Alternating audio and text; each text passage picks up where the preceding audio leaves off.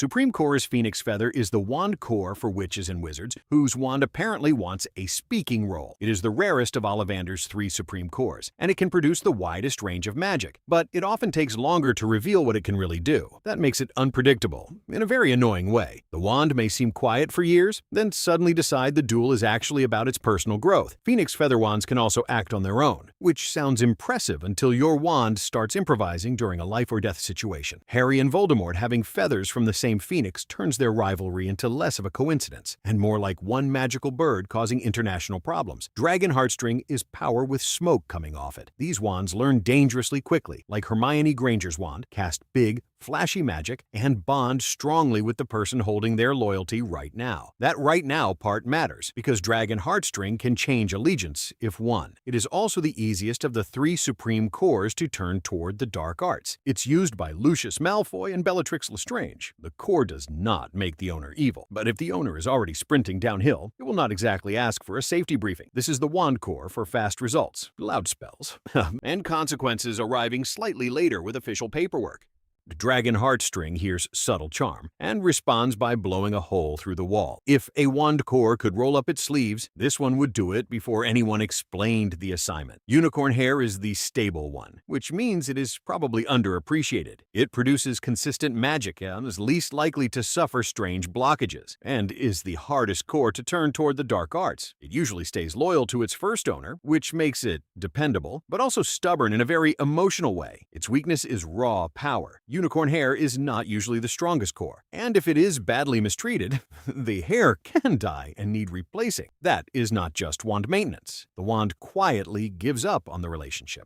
Some wand woods are loyal in a way that feels almost unhealthy. Ash is the most extreme. It chooses one true master, and if it is passed down like a family necklace, it may lose power out of pure betrayal. Cedar is loyal too, but sharper. It chooses perceptive owners, the kind of people who notice danger before everyone else even realizes the corridor got quiet. Horace Slughorn, disguising himself as an armchair, is the best example of the kind of magic you can perform with it. English Oak is brave, steady, and tied to nature magic, while Rowan is famously protective and rarely comfortable with dark wizards, because apparently even trees have standards. Willow is gentler, linked to healing and hidden insecurity, choosing people with potential they have not fully admitted yet. These are the reliable woods you want when the castle lights go out. Then there are the woods that feel dangerous before anyone casts a spell. U is rare, powerful, and wrapped in death and rebirth, which is why it fits both Voldemort and Ginny in completely opposite ways. Voldemort used that energy to run from death and deliver it. Ginny barely survived being pulled into his darkest magic through the diary, but came out fighting. Same wood, completely different life choices. Elder is even harder to master. It respects power, abandons weakness, and has the social warmth of a cursed throne. Blackthorn is warrior wood that bonds through hardship, basically refusing to trust you until life has personally thrown you through a window. Cherry looks delicate, but it can produce terrifying power, especially with Dragon Heartstring, now where self-control becomes less of a virtue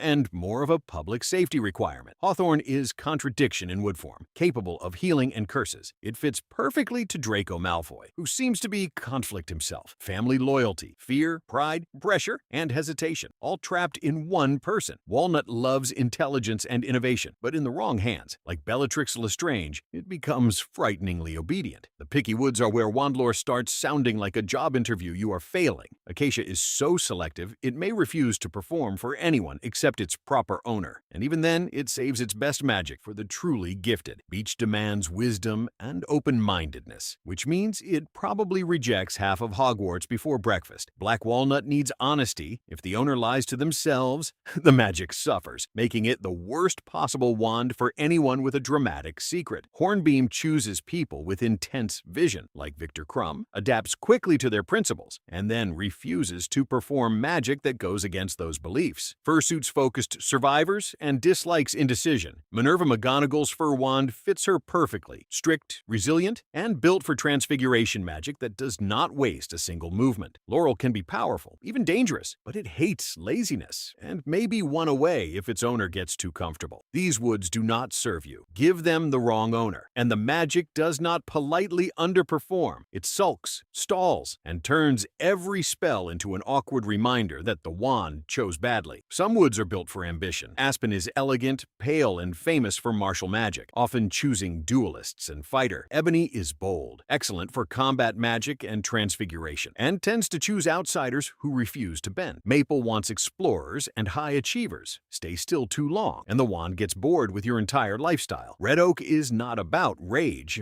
despite the name. It is about fast reaction, making it perfect for duelists who dodge first and explain after the smoke clears. Redwood is called lucky, but really, it chooses people who already know how to survive disaster. Larch hides confidence and unexpected talent, a wand equivalent of someone pushing you on stage because it knows you are better than you think. Other woods are strange enough that Ollivander probably kept notes and a headache. Dogwood is playful, noisy, and mischievous, often refusing nonverbal magic because silence would ruin the performance. Hazel reflects emotion, absorbing its owner's moods, and sometimes discharging that energy unpredictably. It can also detect hidden water, which means your wand may be emotionally unstable and still better than a plumber. Sycamore is curious and adventurous, but if it gets bored, it may burst into flames, because apparently even wood can have commitment issues. Vine chooses hidden depth and great purpose, sometimes reacting the moment its true owner enters the room. Hermione fits that perfectly, because her wand rewards not just intelligence, but the focus to actually follow through. Silver lime was once fashionable because of its link to seers and legilimency, making it ideal for people whose eye contact already feels like an investigation. The warmer woods sound safer, but they still have opinions. Apple is powerful, charming, and strongly opposed to dark magic, often choosing owners who are well-loved, long-lived, and good at communicating with magical beings. Pear is generous, warm, and almost suspiciously wholesome. No known dark witch or wizard has owned one, which makes it less a wandwood and more a background check. Pine chooses independent, mysterious owners and works well with creative magic and nonverbal spells. Poplar is steady, reliable, and linked to clear moral vision, with a reputation for avoiding politicians so accurate it feels less like wand lore and more like a public service announcement. Elm is elegant, controlled, and unfairly associated with purebloods, a myth that sounds exactly like Lucius Malfoy invented it at dinner, showing his wand around. The last group is where wandwoods start feeling like entire character arcs. Alder is unyielding, but it prefers helpful, considerate owners, as if the wand knows it needs someone emotionally balanced to cancel out its own stubbornness. Chestnut changes heavily depending on core and owner, appearing with beast tamers, herbology experts, and flyers, but with dragon heartstring, it may lean toward luxury and questionable choices. Cypress is linked with nobility and heroic sacrifice, the wood that hears final battle and quietly accepts the assignment. Spruce needs confidence, humor, and boldness. Put it in nervous hands, and it becomes chaos with bark. Holly is protective and often chooses people on dangerous spiritual quests. And with phoenix feather, it becomes rare, difficult, and absurdly powerful. When that impossible match finds the right owner,